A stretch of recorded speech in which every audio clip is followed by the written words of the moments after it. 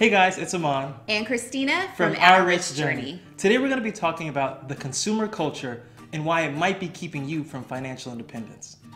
Our society is constantly telling us to spend. Huge corporations spend tons of money encouraging us to spend more money. But it's not just huge corporations. We hear it from family, from friends, from coworkers.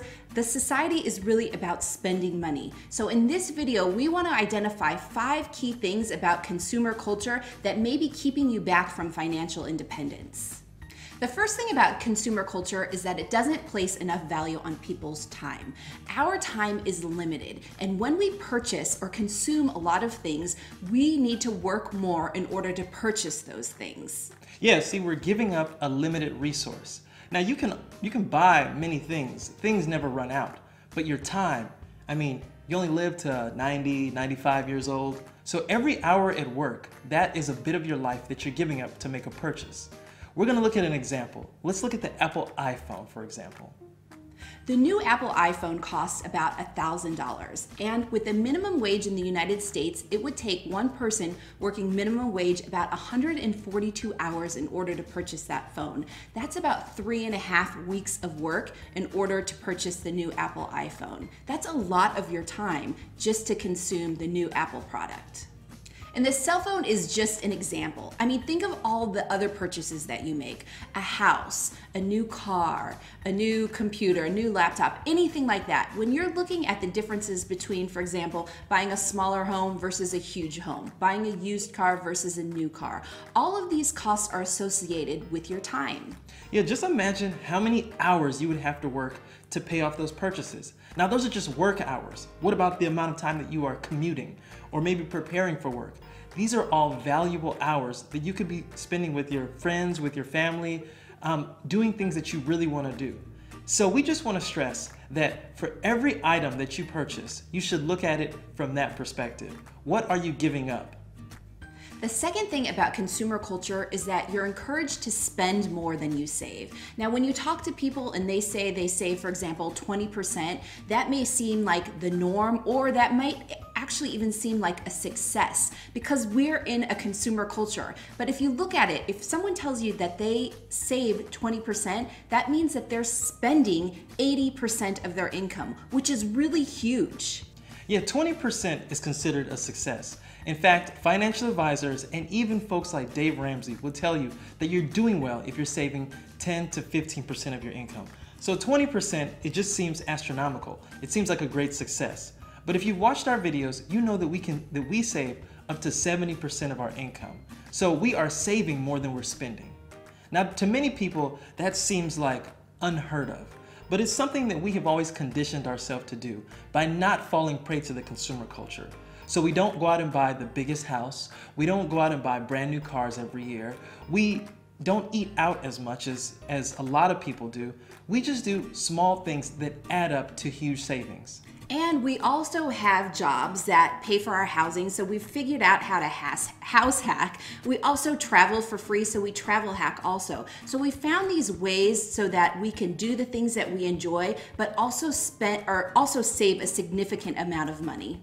Yeah, but getting up to 70%, it doesn't happen overnight. But what we're saying is that that bar should be something that you should strive to be at. When you set your bar at 20%, it's like everything after that, you're giving yourself a free pass to just waste. So the third thing is making purchases with social media in mind.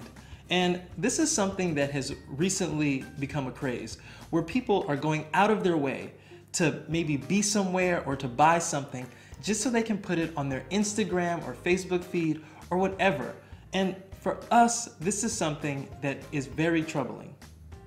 Yeah, social media these days has the ability to basically do keeping up with the Joneses times 100. People are purchasing things solely with the idea of a social media post. How is this food gonna look in a post? If I get these new shoes, will it look good in a post? If I purchase this new jacket, will it look good in a post? It's more about trying to show off in front of other people versus what it is that you actually need. So this is something about consumer culture, is that you shouldn't be purchasing things in order to keep up with the Joneses. You should be thinking about the utility utility of what you're purchasing. Do you really need that product, or are you purchasing it just to show off in front of someone? The fourth thing is shopping as a pastime.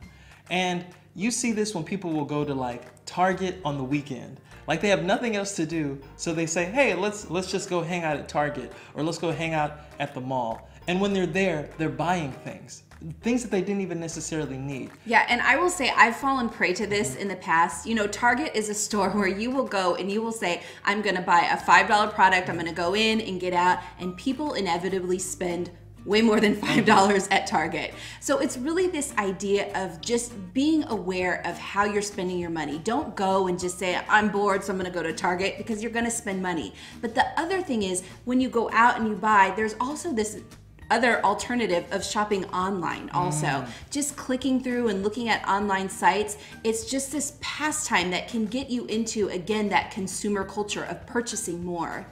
So shopping can be a personal pastime, but it can also be one of those things that you do with your friends. And we're not saying don't hang out with your friends or be antisocial. I mean, that's fine to go shopping with them, but just don't go with the thought of buying something. Go with spending time with them in mind. I mean, have a good conversation, talk about a book you've read, maybe even suggest doing something else besides shopping, just hanging out. And the fifth and final point, and I think this sort of sums up all of the points that we've really been talking about, is consumer culture is the opposite of minimalism. So I think the best way to avoid consumer culture is to practice minimalism. And this can be on a broad range. It doesn't mean that you have to live in a very tiny, 100-foot home and you can only have a table and a bed. It's just looking at what your needs are and not being excessive in your purchases. One of my favorite sayings with minimalism is the more things you own, the more things that own you. And this couldn't be more true about our consumer culture, is that when we buy something, we have to maintain it. So maybe we buy 3 cars and now we need a 3-car garage. Or we buy a bigger house and now we have to fill that house. This is really a snowball effect. And so when we talk about minimalism, we're talking about only making purchases that really bring value to you.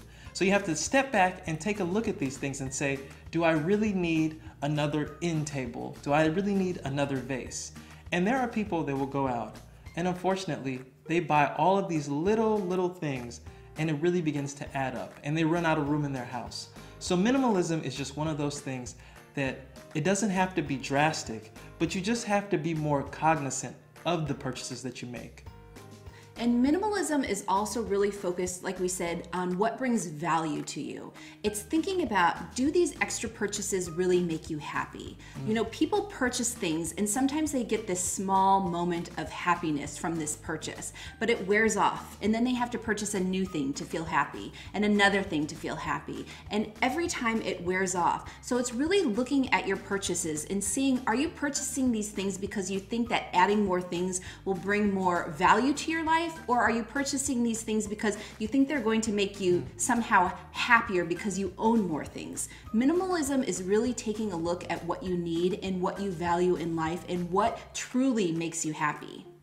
So hopefully you're not a part of the consumer culture or you're not that deep into it, but maybe you know someone else that is, and maybe this video can help them. So do us a favor and share this video with them. Maybe what we've said will resonate with them. And if you've liked this video, please give it a thumbs up, subscribe to our channel, and join the journey.